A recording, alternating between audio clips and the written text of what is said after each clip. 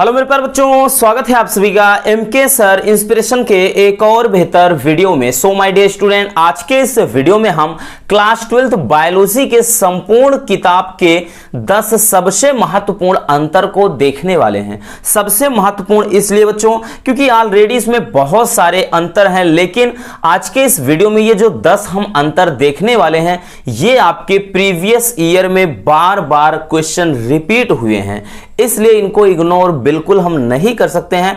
बहुत सारे बच्चे बोल रहे थे बायोलॉजी के लिए, तो शुरुआत करते हैं 10 महत्वपूर्ण अंतर के साथ। क्योंकि बच्चों एक एक हम बोले ना कि अगर आप कैटेगरी वाइज पढ़ेंगे यानी अंतर अलग से, टिप्पणियां अलग से और सारे महत्वपूर्ण जो क्वेश्चन होंगे उनको अलग से, इस तरह से हमारी तैयारी बेहतर हो जाएगी। तो चलिए स्टार्ट करते हैं। और आज के इस वीडियो के लाइक का जो टारगेट है वो 1K है। इसके पहले तो हमने 1000 लाइक का टारगेट रखा था बच्चों, लेकिन आपने कंप्लीट नहीं करवाया।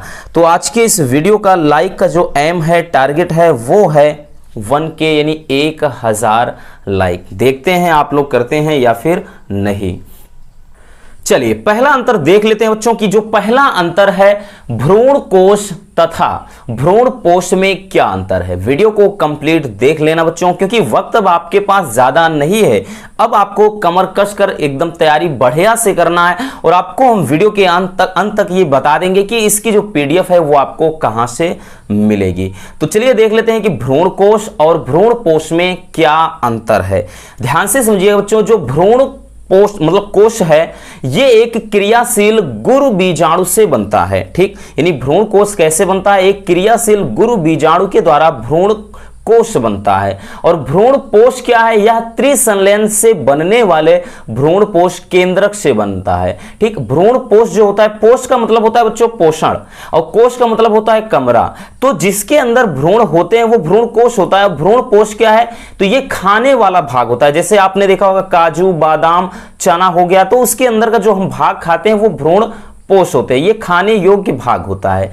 ठीक है ना, समझ में आया कि जो ये है भ्रूण कोश है क्रियाशील गुरु बीजाणु से बनता है और भ्रूण पोष जो है यह त्रिसंलयन से बनने वाले भ्रूण पोष केंद्रक से बनता है। ठीक, दूसरा कि यह मादा युग्मक को आश्रय देता है, यानी जो आपका बीजांड होता है ना उससे रिलेटेड होता है ये चीज। ठीक है ना, तो ये क्या होता है? मादा युग्मक को आश्रय देता है और यह भ्रूण को विकास के समय मतलब भ्रूण के विकास के समय ये क्या करता है बच्चों, या फिर अंकुरण के समय पोषण प्रदान करता है। ठीक है ना, जब भी हमने बताया ना जब बीज अंकुरित होता है या फिर भ्रूण विकसित होता है तो उस समय जो भ्रूण पोष है ये पोषण देता है। काम ही इसका ही यही है बच्चों की पोषण देना। ठीक है ना, चलिए अगला है कि यह आगुणित होता है, यानी इसकी जो संरचना होती है वो क्या होती है? आगुणित होती है, जिसे N से दर्शाते हैं।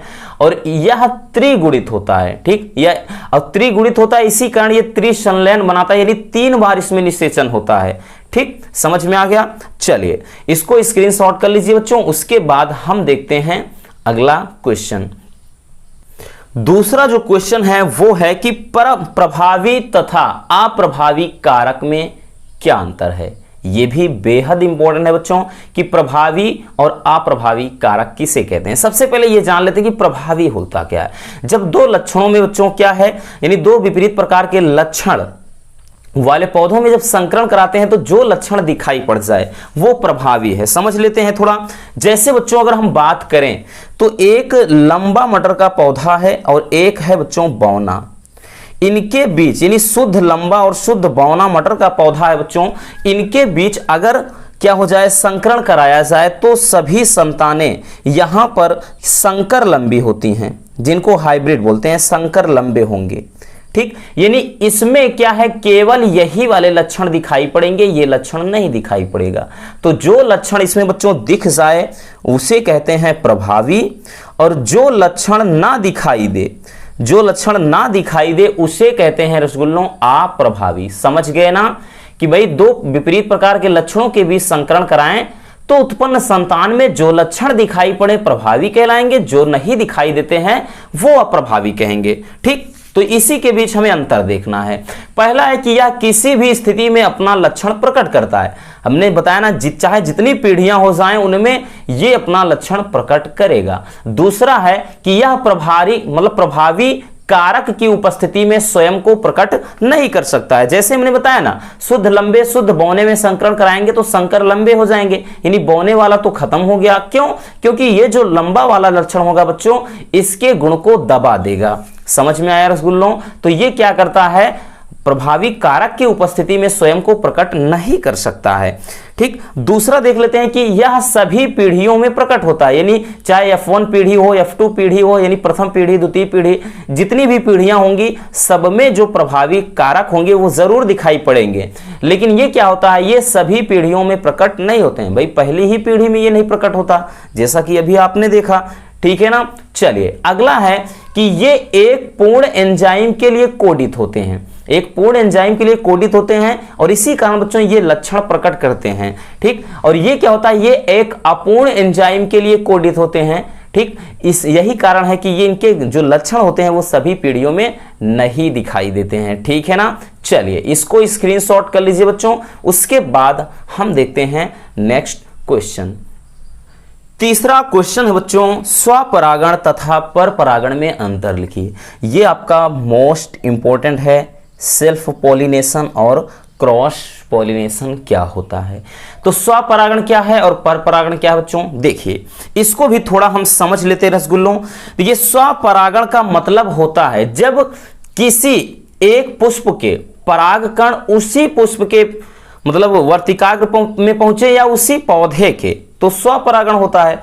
और परपरागण में क्या होता है, एक ही जाति के दो पौधों के बीच में होता है, यानी एक पुष्प के परागकण उसी जाति के दूसरे पौधे में जाएंगे तो होता है पर का मतलब दूसरे, स्व का मतलब अपने आप में। बात समझ में आ गया कि एक ही फूल के अंदर हो जाए तो स्वपरागण, या उसी पौधे में हो जाए किसी भी फूल में तो स्वपरागण होता है। परपरागण में उसी जाति के दो अलग अलग पौधों में होता है। ठीक, समझ गए। चलिए तो स्वपरागण क्या है, यह एक ही पौधे के पुष्पों के बीच होता है। अभी हमने बोला कि एक ही पौधे के जो फूल होते हैं उनके बीच में जो परागण होता है वो स्वपरागण होता है। और परपरागण में कि यह एक ही जाति के दो पौधों के पुष्पों के बीच होता है, यानी इसमें जो होंगे पौधे एक ही जाति के होंगे, यानी अगर दोनों गेंदे के फूल हैं तो गेंदा का ही फूल होगा, लेकिन दो अलग अलग पेड़ होंगे, दो अलग अलग यानी पौधे होंगे, लेकिन इसमें क्या होता है एक ही पौधा होगा। ठीक, चलिए स्वपरागण में क्या है, इसके लिए पुष्प का द्विलिंगी होना आवश्यक है।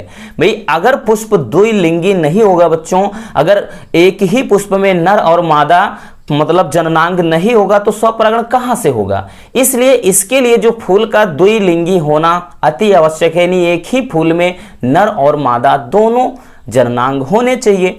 और परपरागण में इसके लिए पुष्प का द्विलिंगी होना आवश्यक नहीं है। भाई इसमें नर वाला पुष्प है वो उसी जाति के दूसरे मादा वाले पुष्प में के परागकण में पहुंच जाएगा, वर्तिकाग्र में उसके परागकण पहुंच जाएंगे। तो इसके लिए फूल का द्विलिंगी होना जरूरी नहीं है, यानी एक लिंगी भी हो सकता है और द्विलिंगी भी हो सकता है। बात समझ में आई। चलिए बच्चों तीसरा है कि इसमें परागकण कम खर्च होते हैं जो स्वपरागण है, क्योंकि एक ही फूल के अंदर हो जाएगा तो परागकण ज्यादा व्यर्थ जाएंगे नहीं, और इसमें परागकण अधिक खर्च होते हैं क्योंकि एक फूल से दूसरे फूल तक अगर उड़कर परागकण जाएंगे बच्चों, दिन क्या हो जाएगा, परागकण जो हैं वो ज्यादा खर्चे होंगे, आपको भी मालूम है। ठीक है ना।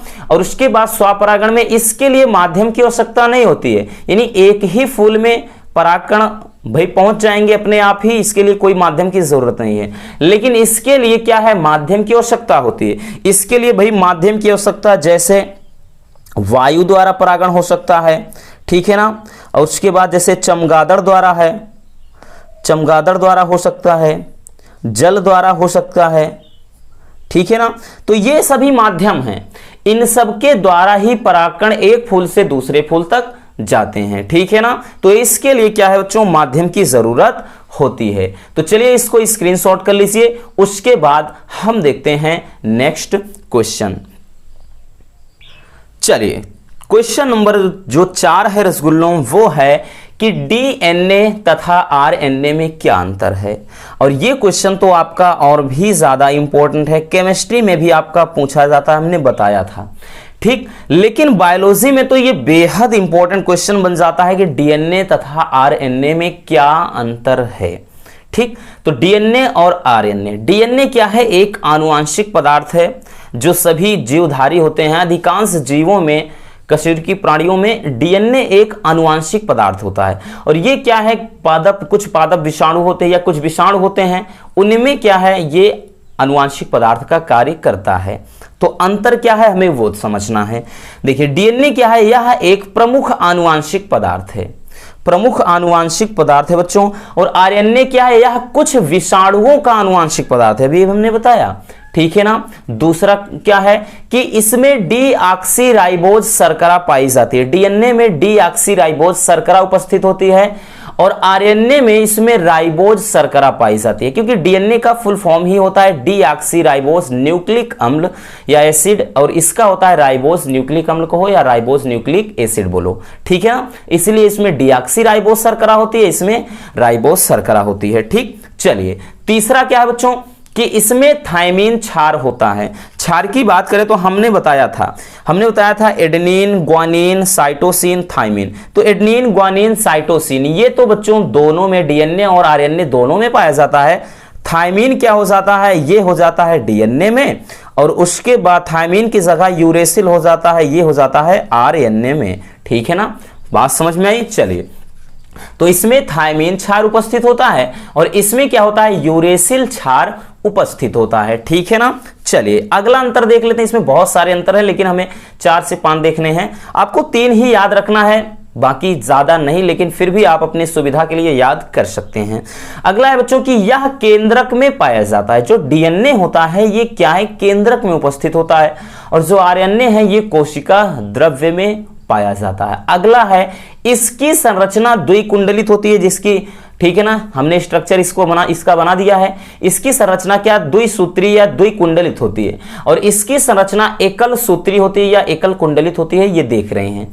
अगला लिखना चाहते थे, इसमें एक और लिख सकते हैं कि यह लाखों न्यूक्लियोटाइड से बनता है और यह हजारों न्यूक्लियोटाइड से बनता है। ठीक है ना। चलिए स्क्रीनशॉट कर लीजिए बच्चों। उसके बाद हम देखते हैं नेक्स्ट क्वेश्चन। चलिए क्वेश्चन नंबर 5। क्वेश्चन नंबर 5 जो है वो बेहद ही इंपॉर्टेंट है और इसको छाप कर रखिए बच्चों। क्वेश्चन टपकेगा एग्जाम में, बिल्कुल टपकेगा, क्योंकि ये भी हटा दिया गया था और अब की बार इसको जोड़ दिया। यानी विकास वाला जो चैप्टर था उसे हटा दिया गया था, लेकिन इस बार विकास वाले चैप्टर को फिर से जोड़ दिया गया है। तो इसलिए इस चैप्टर के जो क्वेश्चन हो, ठीक, चाहे आप टिप्पणी की तरह हो, चाहे फिर अंतर हो या फिर आपके लॉन्ग क्वेश्चन हो, सब बेहद इंपॉर्टेंट है। तो इसमें लैमार्कवाद तथा डार्विनवाद मोस्ट इंपॉर्टेंट है। इसके बाद एक और है, उसको भी देखेंगे।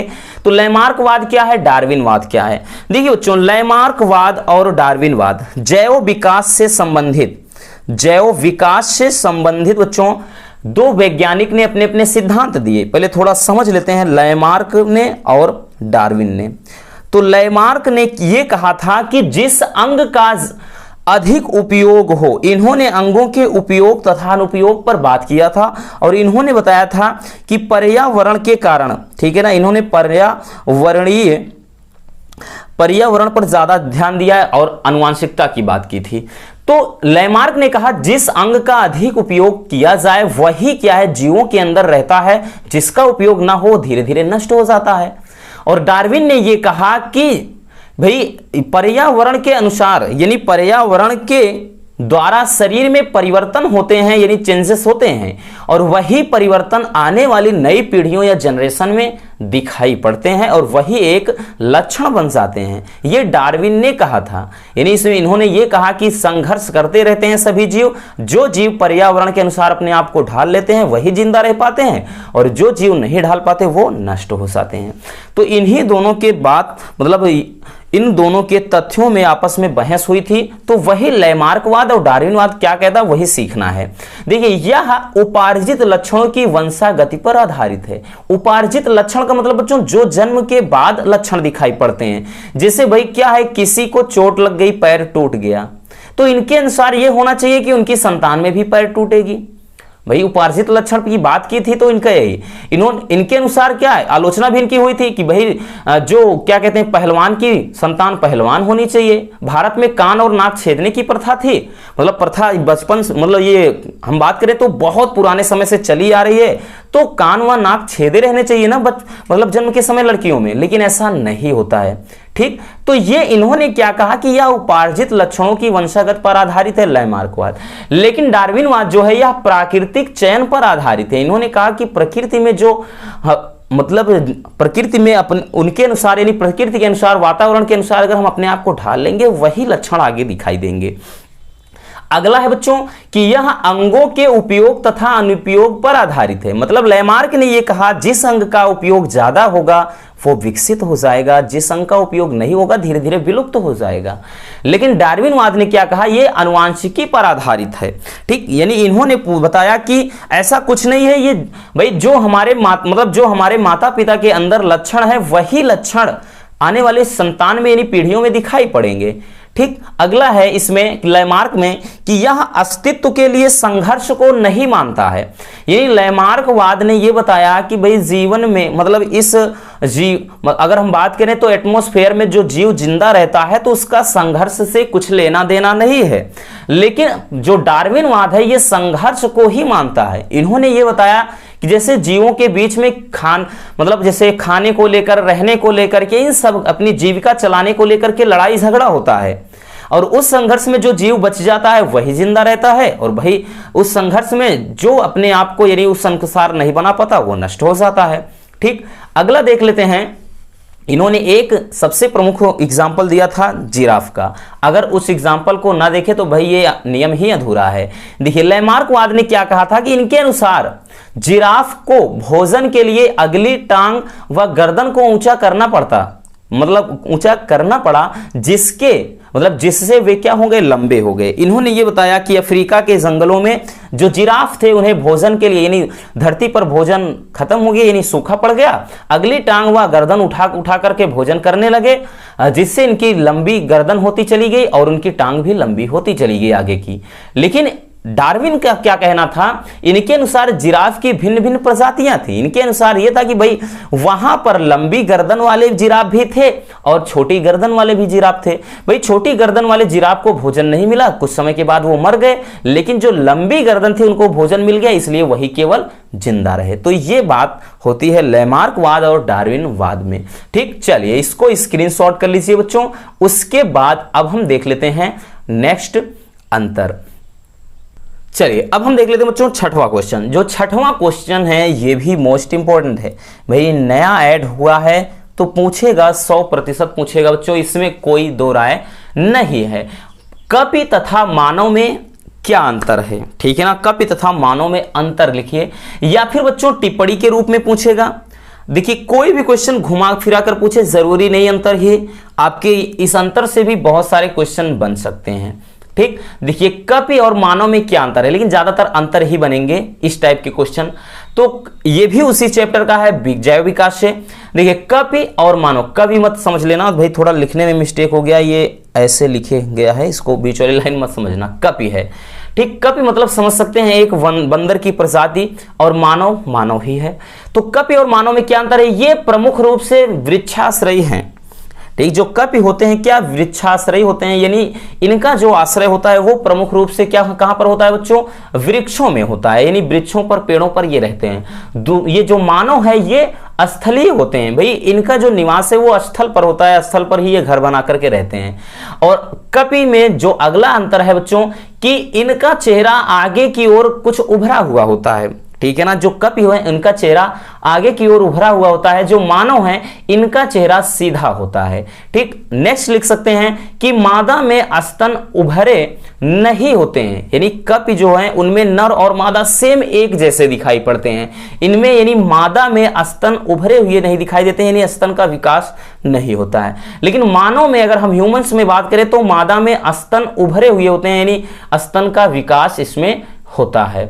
अगला है बच्चों कि इसमें यानी कपि में शिशु व बाल्यावस्था जो अवधि है वो छोटी होती है।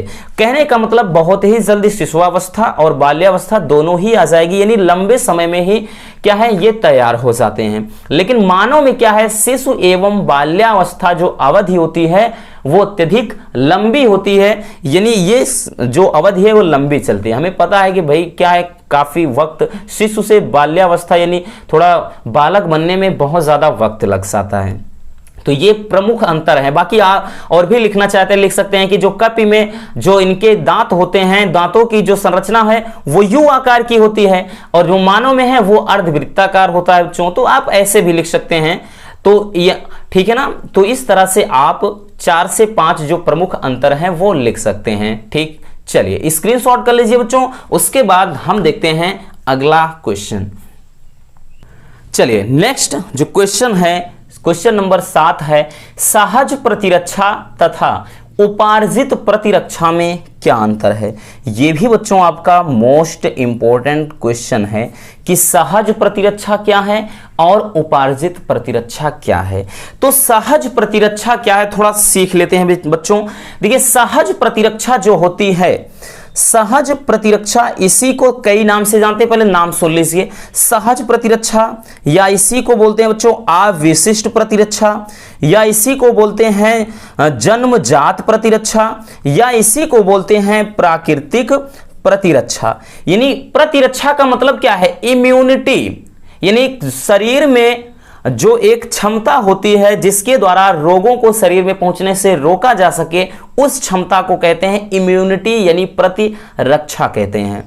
तो वह प्रतिरक्षा जो जन्म के समय से ही हमारे शरीर में उपस्थित होती है उसे सहज या अविशिष्ट प्रतिरक्षा कहते हैं, या जन्मजात यानी जन्म से होती है। जैसे बात करें बच्चों, लार हो गया, आंसू हो गया, ठीक है ना, और पीएच मान हो गया, चाहे वो क्षार का हो, चाहे वो HCl का हो, चाहे आंसू का, चाहे लार का, सब में पीएच हो गया। उसके बाद WBC हो गया बच्चों।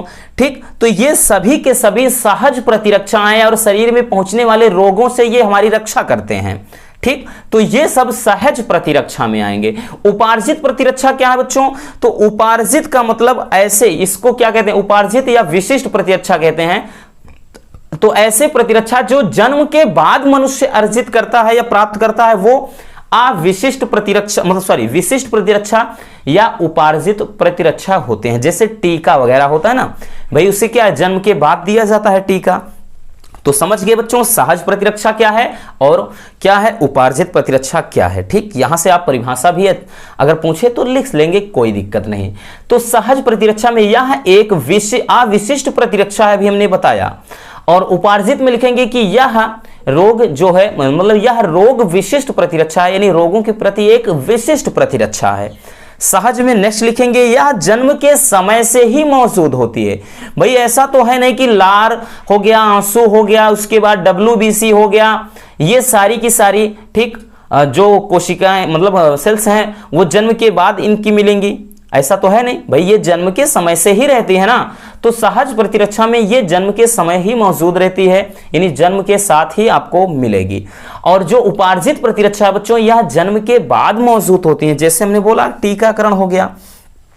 नेक्स्ट है बच्चों, देख लेते हैं कि यह बाह्य कारकों को शरीर में प्रवेश करने से रोकती हैं। जो ये सहज प्रतिरक्षा होती हैं, ठीक, ये बाह्य कारक यानी जो बाह्य रोगाणु होते हैं शरीर में, इनको प्रवेश करने से रोकती है। और जो उपार्जित प्रतिरक्षा है या शरीर में प्रवेश कर चुके रोगजनक कोशिकाओं व एंटीबॉडीज द्वारा मतलब क्या करती हैं, सामना करती हैं। यानी जब शरीर में कोई रोगाणु प्रवेश कर जाए तो ये जो उपार्जित प्रतिरक्षा होती हैं उनको पहचानती हैं और पहचान कर मार देती हैं। ठीक है ना, चलिए अगला है बच्चों कि ये स्मृति कोशिकाएं नहीं बनाती हैं। कहने का मतलब वही है कि ये डायरेक्टली क्या करते हैं, रोगजनक या रोग कारकों को नष्ट कर देती हैं जा करके, लेकिन ये क्या है, स्मृति कोशिकाएं बनाती हैं। कहने का मतलब ये बच्चों कि ये सबसे पहले रोगाणुओं को पहचानेंगी। ठीक, यानी इसमें स्मृति कोशिकाओं में हम बात करें तो बी कोशिका हो गई, टी कोशिका, ये बी और टी कोशिकाएं बनाती हैं और ये कोशिकाएं उपस्थित होती हैं क्या है, ब्लड में, ठीक है ना, WBC में। तो ये स्मृति कोशिकाएं बनाती हैं, रोगाणुओं को पहचानती है, उसके बाद मारती हैं। ठीक, चलिए तो इसको भी स्क्रीनशॉट कर लीजिए। उसके बाद हम देख लेते हैं नेक्स्ट क्वेश्चन। चलिए अगला जो अंतर है यानी क्वेश्चन नंबर 8 है, सक्रिय व निष्क्रिय प्रतिरक्षा में क्या अंतर है। यानी क्रियाशीलता के आधार पर बच्चों जो प्रतिरक्षा है वो 2 प्रकार की होती है, सक्रिय और निष्क्रिय।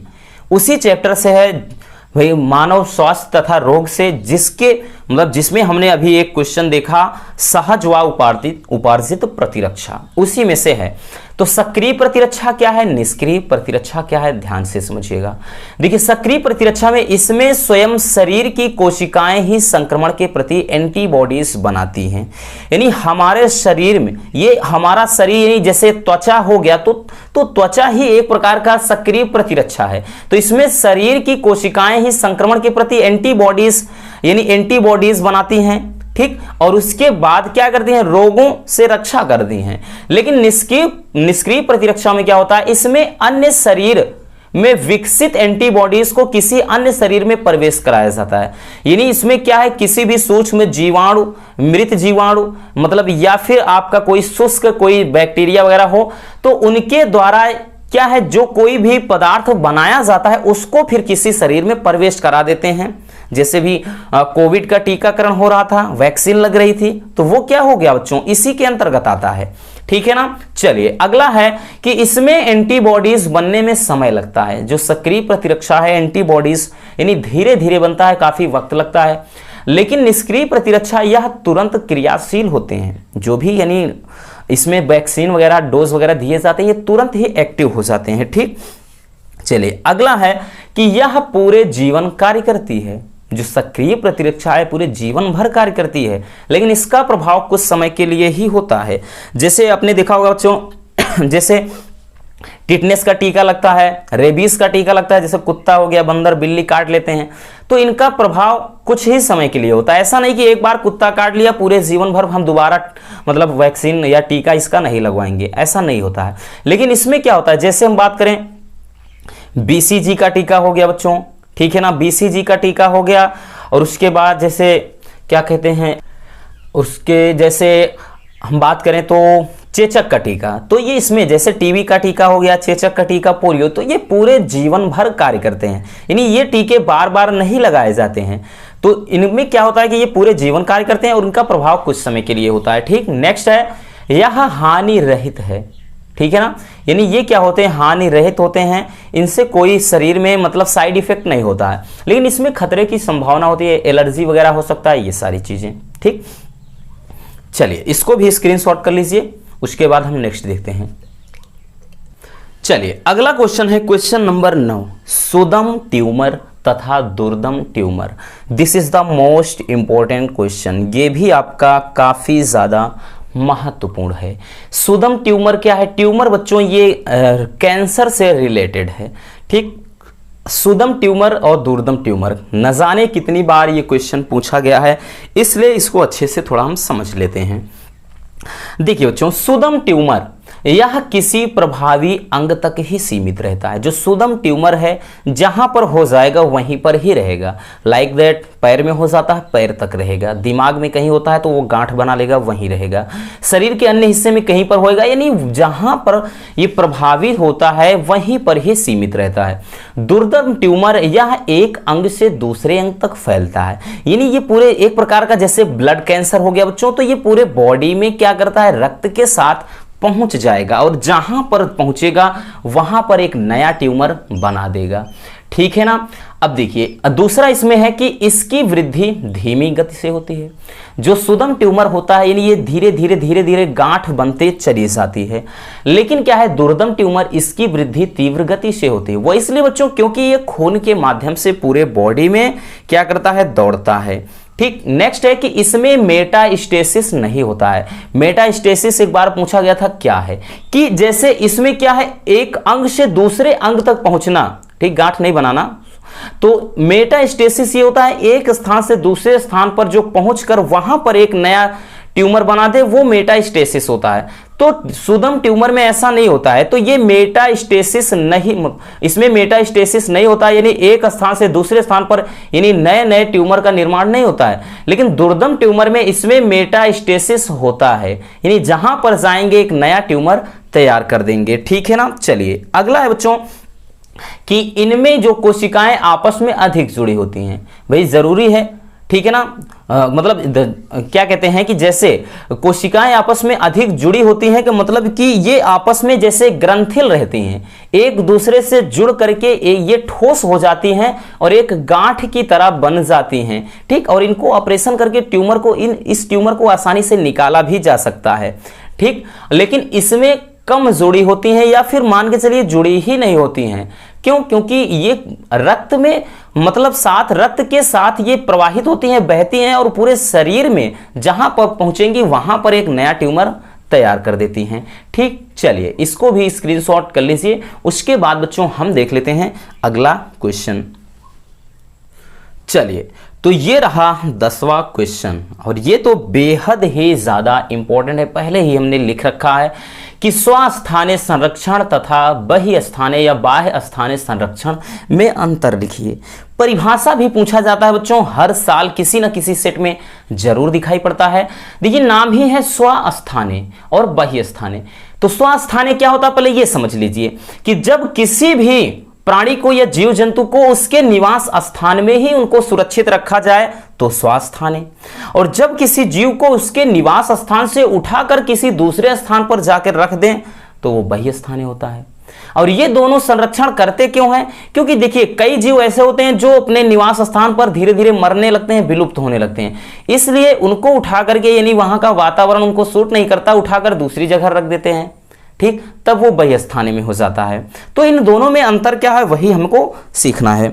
देखिए स्वस्थानीय जो संरक्षण है बच्चों, इसमें पूरे पारितंत्र का संरक्षण किया जाता है, यानी इसमें जो छोटे मोटे जीव जंतु हो गए जैसे पक्षी वगैरह हो गए, चाहे बड़े जीव जंतु हो गए या पेड़ पौधे, सभी आते हैं स्वस्थानीय संरक्षण में। तो स्वस्थानीय संरक्षण में क्या होता है, पूरे पारितंत्र यानी पारिस्थितिकी तंत्र का संरक्षण किया जाता है। और बहिस्थानीय में इसमें प्रजाति विशेष का ही संरक्षण किया जाता है, यानी इसमें जो विभिन्न प्रकार की प्रजातियां होती हैं उनका ही संरक्षण होता है। स्वस्थानीय संरक्षण में यह स्थानिक प्रजातियों के संरक्षण की सर्वोत्तम विधि है, यानी कोई भी जीव किसी जीव मतलब स्थान में जन्म लिया है तो उस स्थान पर उसको संरक्षित रखने की एक अच्छी विधि है। और बहिस्थानीय में यह स्थानिक प्रजातियों के संरक्षण हेतु नहीं है। इसमें क्या है, जैसे हमने बोला ना, वही चीज की वातावरण उसके अनुकूल नहीं है जीव के, तो क्या करता है, इसमें क्या है, बहिस्थानीय में उसको हटाकर दूसरी जगह पर रख देंगे, इसलिए यह स्थानिक प्रजातियों के संरक्षण के लिए नहीं है।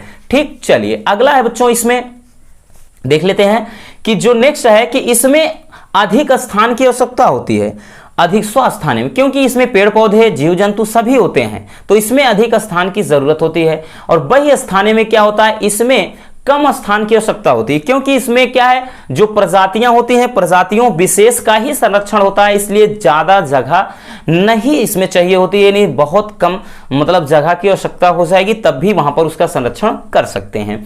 ठीक, नेक्स्ट है कि इसमें एक जीव से संबंधित अन्य जीवों मतलब जीव भी संरक्षित होते हैं, जैसे कोई पेड़ मतलब है, कोई भी पेड़ पौधा है और उस पर आधारित जितने अन्य जीव आश्रित रहेंगे उनका भी साथ ही साथ संरक्षण किया जाएगा। तो इसमें एक जीव से संबंधित सभी जीवों का संरक्षण होता है और इसमें केवल उसी प्रजाति का ही संरक्षण होता है। जैसे कोई प्रजाति उठाकर एक स्थान से दूसरे स्थान पर ले गए तो केवल उन्हीं के बारे में देखरेख होगी और किसी का संरक्षण नहीं किया जाएगा।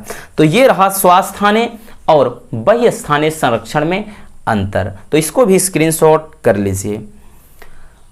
हो गया। तो बस आज के इस वीडियो में इतना ही बच्चों। वीडियो बनाने के लिए काफ़ी ज़्यादा मेहनत करनी पड़ती है, आपको खुद मालूम होगा कि इस तरह से लिखने में क्वेश्चन को छांट कर कितना ज़्यादा मेहनत करना पड़ता है और कितना वक्त लगता है। तो इस मेहनत के लिए एक लाइक ज़रूर कर देना और नए हैं तो चैनल को सब्सक्राइब ज़रूर कर लीजिए। मिलते हैं किसी और समझदार वीडियो के साथ। और हाँ, एक प्यारा सा कमेंट बॉक्स में ज़रूर छोड़ देना और लाइक का एम मत भूलिएगा, 1000 लाइक का टारगेट है। तो चलिए अब बात कर लेते हैं बच्चों कि इसकी पीडीएफ आपको कहां से मिलेगी, कि इसकी जो पीडीएफ है वो आप कैसे प्राप्त कर सकते हैं ताकि आपकी तैयारी बेहतर हो सके।